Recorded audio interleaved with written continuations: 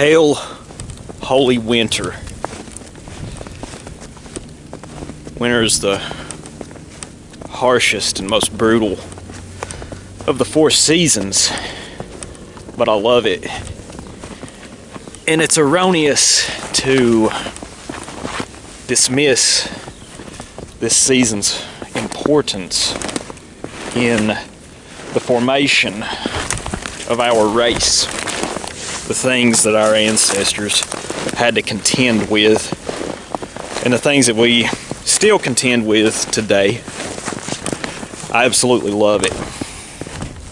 I mean, it's a rare thing that we get this much snow down here in the Tennessee River Valley. Back home, where I'm from, born and raised, and the place that I will die at, it's 3,000 foot above sea level up on the mountains in the northeast corner of Tennessee. We actually have more snow than them at the moment. I just got off the phone with my mother. But the winter made us who we are. It's important to remember that. But anyways, let me walk down here in the holler here. We'll get to the main event of this video.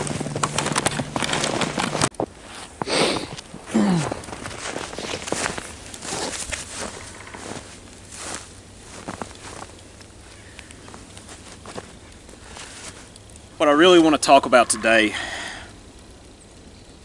is an exchange that many of us seen between Jared Taylor and this guy named Richard Hanania. Now, he made a controversial statement, Taylor did, Mr. Taylor. And this is not me A-logging or some personal attack against Mr. Taylor, who I find to have a fairly likable personality. Kind of reminds me of a grandfatherly figure. He's a bright man. He's intelligent. And many people refer to him as Uncle Jared, of course. Now, Hanania, on the other hand,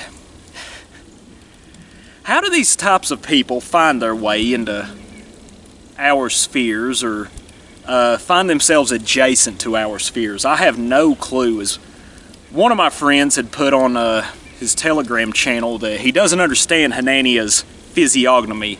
How can one guy both simultaneously look both like a pedophile and the child that he molested? I mean, who brought this guy? How does this guy even have a following? How do people on our side of things know about this motherfucker? I mean, really, you know, didn't Keith Woods have him on a stream, one of his shows a few years ago? I'd heard that, I don't know, but you know, I find it bewildering sometimes. I mean, I don't know, was it a debate? I haven't watched it. I only seen a bit, like the few minutes around the contentious statement that Taylor made, much to this piece of genetic refuse's delight.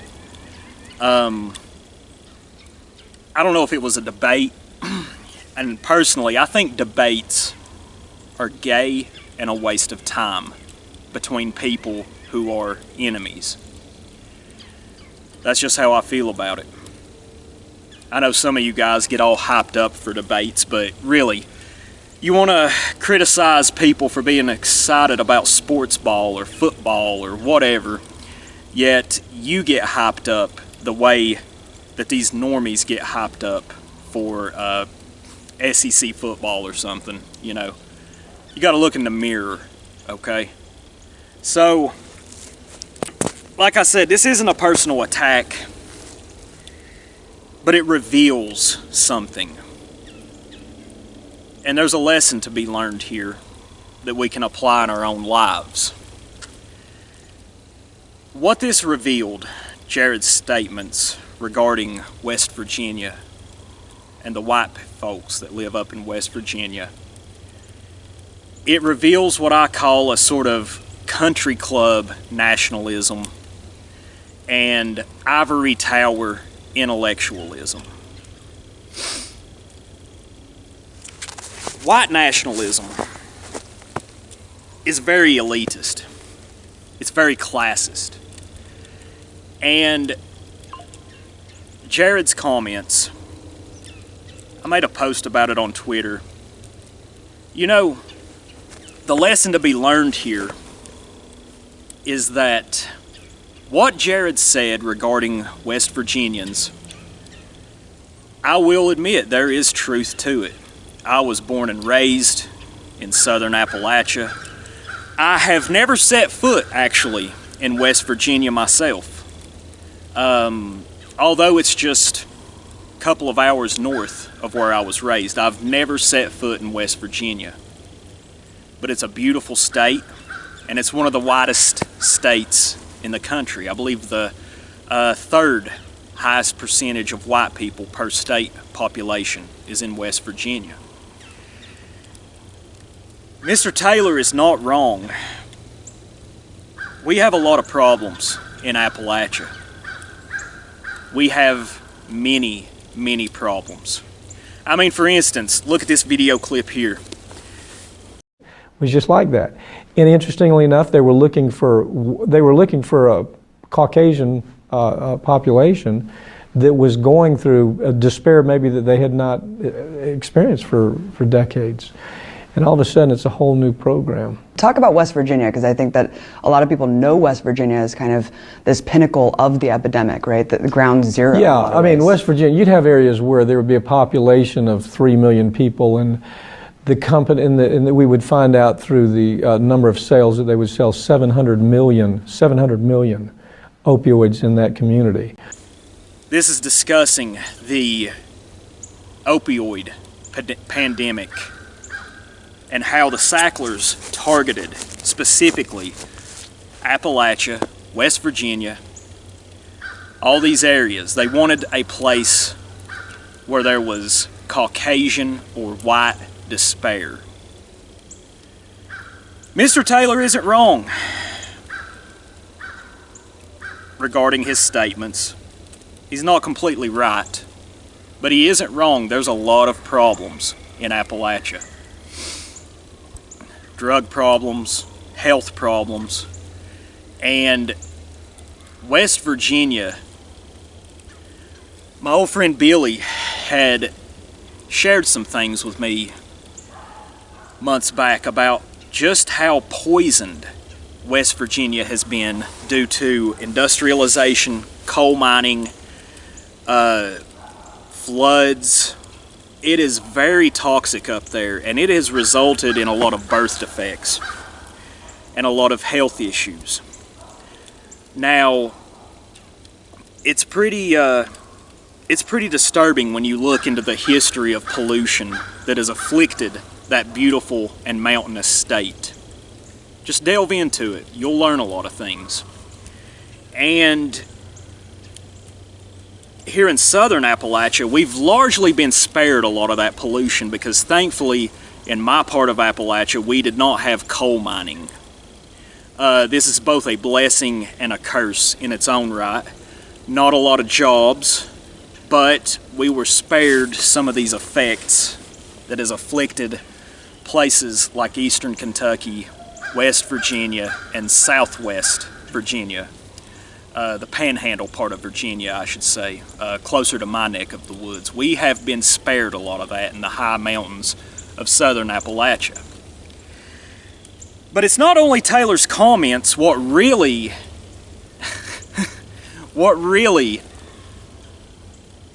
was revealing was what a lot of internet anons were saying about West Virginia. It was just downright cruel. And it really goes to show that there is a very classist element in so-called white nationalism here in America. This is why in that last video. It's why I've done streams about him. It's why my friend Patrick interviewed him all those years ago. This is why we hold Tom Metzger in such high regard. Tom Metzger, Louis Beam, and the Bruder Schweigen are really the three brightest leaders in the history, in the 60, 70 year history of this movement in this country. Metzger advocated solely for the white working class, and as I mentioned in the last video, he claimed that William Luther Pierce had called him a dirty little Bolshevik because of this. In Pat's interview, I even remember Metzger talking about this, and he said, well, you goddamn right I want class warfare. And Pat has made the observation before that perhaps class warfare will enhance the racial struggle. Could lead to race warfare. But it reveals this, you know. I've seen a lot of disgusting comments, and I'm like, you know, I guarantee most of these people have never even set foot in a holler before. To Taylor's credit, he has since, you know, made amends. He's apologized. And he did, his criticism, there was some validity to it, which is why there was initially an emotional response from me and some of my friends here in Appalachia and elsewhere. And you know, some people will say, oh, why you're just getting emotional because it's true. Well, let me tell you something. There, like I said, I concede there was probably some truth to it, but if you don't get emotional when someone talks about your people and your homeland, if you don't get a little bit emotional over that, what the fuck are you even doing here? Oh, I can be detached and clear thinking and emotionless. Yeah, you are a little more clear thinking when you're emotionless, but you need emotions in times of tribulation, which most of these people have probably never experienced any of that say these things. So, emotions are very useful. They can be detrimental, but they're extremely useful, and don't forget that. So the lesson here, it isn't what Mr. Taylor said, because as I've pointed out numerous times already, there is some truth to it. But sometimes in life,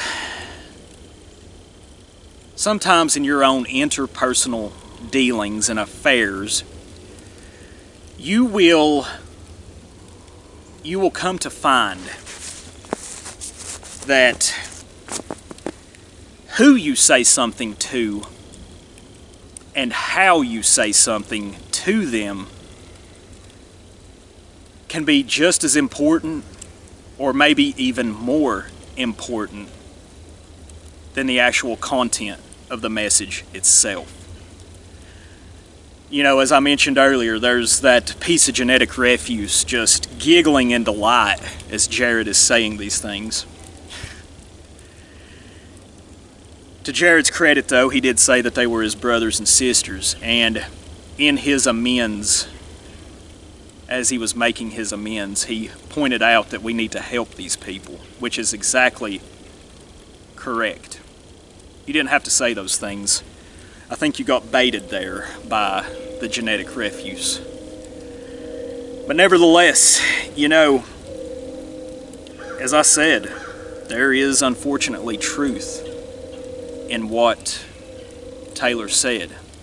And being born and bred in Appalachia, I have bore witness to these problems. Hold on a second, let me check my camera. Okay. Getting quite a bit of snow building up on the camcorder there. Anyways, but whenever these sort of self-proclaimed white nationalist leaders or pro-white advocates say things like this, you actually alienate the people that would support you greatly with what little they had. Because truly, the white working class has nobody in this country. And I've even seen some of these leaders in the past that claim to advocate for the white working class display this exact sort of attitude, this sort of dismissive. And Pat has been correct once again. He has said in the past that, you know, elite, middle, upper class, and elite white people, they kind of view themselves as their own people, their own race, while those of us down here at the bottom we're just cattle to them, to put it bluntly. This alienates a lot of people. And I will tell you this, we've talked about it before. There are forces within Appalachia that are trying to ruin this area. I'm talking about the Highlander Folk School, Concerned Appalachians, Hood to Holler up in eastern Kentucky, numerous little NGOs, the Highlander Folk School. I mean, they trained Martin Luther King, Rosa Parks, Eleanor Roosevelt, helped put a lot of money funding that program over here in Monteagle, Tennessee, back in the, you know, the 40s and the 50s and the 60s. So I'm telling you, pro-white advocates, I'm warning you. There's a lot of things in Appalachia, and it's one of the widest areas in this country. This is a warning. I'm being very explicit about that. Your tactics and your methods are going to alienate a lot of people, and it may shove them into this other camp. Now, this other camp, this sort of like neoliberal, I'm not even going to call them communist. They're just absolute neoliberal degenerates that promote homosexuality, transsexuality, and they advocate for all the racial minorities that are in Appalachia, which are very few, while they vilify, you know, the average white working class member of Appalachia. So that's a warning to you.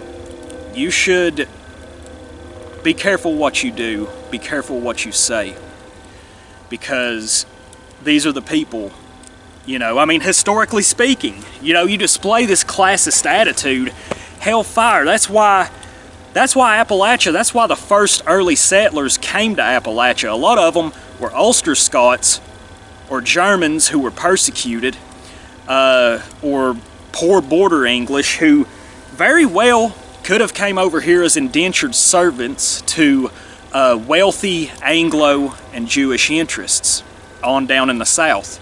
And they either said to hell with this and escaped, came up to the mountains. You know, everybody, you know, mainstream historians, they always talk about African slavery, you know, which was bad enough as it is. But the first slaves were poor Ulster Scots and border English, indentured servants. And they came to these remote mountains, contended against the Cherokee or the Shawnee tribes, and eked out a harsh existence just to get the fuck away from people with attitudes like what has been on display this past week. We hate authority. And I've said it before, I think in a lot of ways the Appalachian is anarchist at heart. We really hate authority. And these people, any of you, you know, big pro-white I'll never be that. I'm not a leader. I'm never going to be a leader. But this is a warning. If you see this, you should understand that these people here, we've fought historically all these wars, the wars of the last century, century and a half, these globalist banker wars. We've done a lot of the fighting and dying for this country. I forgot to mention this out there, but as far as this sort of IQ nationalism goes, people often forget that a man named John Forbes Nash was born and bred in Bluefield, West Virginia.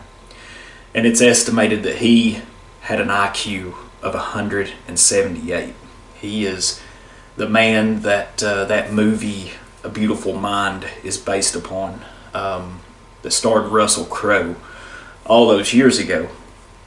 And I was going to say, I wanted to add to further, you know, is it wise to degrade a culture, say here in Appalachia, that has a very rich militaristic culture? We have produced renowned fighters such as Sergeant Alvin York, William Sandlin. Go back further, you have the Confederate outlaw Champ Ferguson.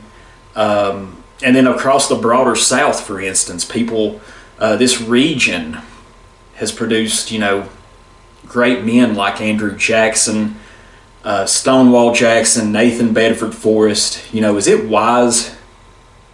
really wise to sort of trash this culture?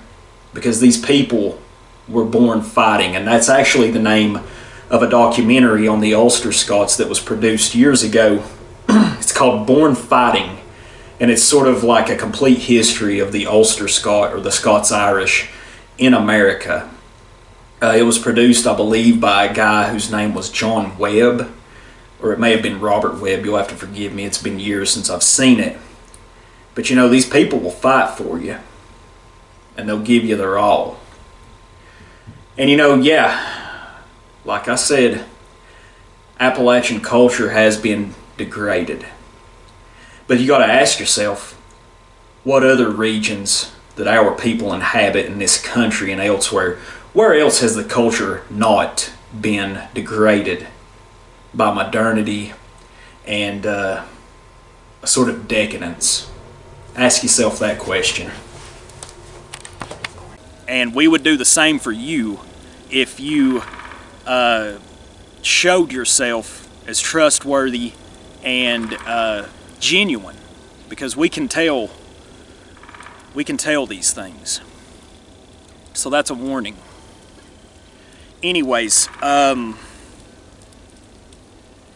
will say I want to give credit to people like Jason Kessler. He has remarked pretty extensively on this, and there's numerous others. And I'm glad that James Kirkpatrick, several of these other people, big names, and I'm glad that Taylor seen his mistake, you know. But this is a sort of warning, like I said. I want people to understand that this is an area of contention, and that you really need to do away with this sort of classist attitude, this holier than thou, looking down your nose at other people. And I mean, I'm serious though. From my own life, there's some people you just can't help. But a lot of Appalachians, you know, they could be there's an untapped reserve here of white people. And as far as IQ goes and everything, you know, I will give Taylor this credit. I took an IQ test. I bought one offline. It was about 50 questions. I'll post the results right here. This is the first IQ test I have ever taken in my life. I don't take stock in this fucking IQ nationalism. I did a little better than I thought I would. I figured I might just have an IQ of about 100 or 105, maybe 110 if I was lucky. But I don't take stock in it. This is nothing to be proud of, you know. But it does say that I suppose that I am, even though I have a very thick accent, and you know, I often wonder I actually wonder what my IQ could have been if, you know, I hadn't spent about 3 to 4 years consuming a lot of methamphetamine. But you know, that's just another problem in Appalachia, the drug problem. I have seen it firsthand. But you know, charitable work. And you know, I've been critical of like Patriot Front in the past, especially during like the Unicorn Riot things. But one thing that I will say about Patriot Front that I highly praise and is that they do charitable work, disaster relief. They've done some things regarding Helene, following Helene. And I credit my friend Pat and Cultured Thug they used to have an obscure podcast, and they had Thomas Rousseau on there shortly thereafter, and Pat had suggested that perhaps they could get into charitable work, and they have excelled. From East Palestine to hurricanes in Florida to Helene. There's also, I want to give a shout out to the Old Glory Club.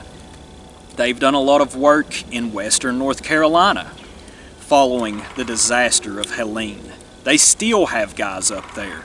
And the last shout out I want to give to is the A.P. Hill Foundation. Look them up on Twitter. This man is a hero. He brought so many supplies, so many generators, rented bulldozing equipment, construction equipment for the citizens of Avery, Mitchell, Yancey, and other counties. I'd actually, if anybody could tell me how to get a hold of Mr. Hill, I'd love to interview him on this channel, because I have watched him work very hard the last several months, pretty much single-handedly. And a lot of people have sent him money, and they've sent the Old Glory Club money. I don't know if Patriot Front takes donations, but if they were, I would send them some money for their disaster relief work, to be honest. You know. So,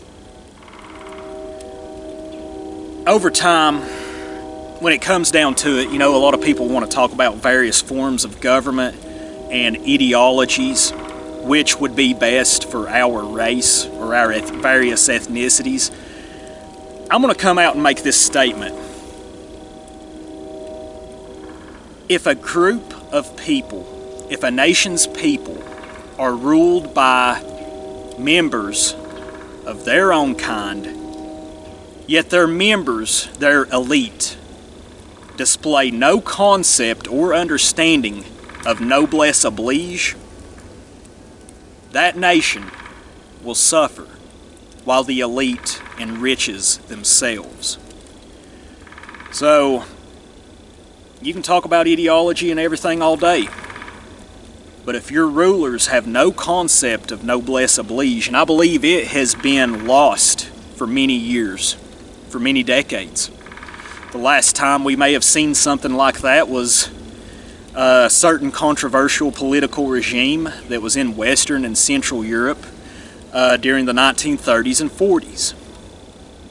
There may be some other cases that I'm forgetting currently in perhaps what is called third world parts of the country, third world countries of the world.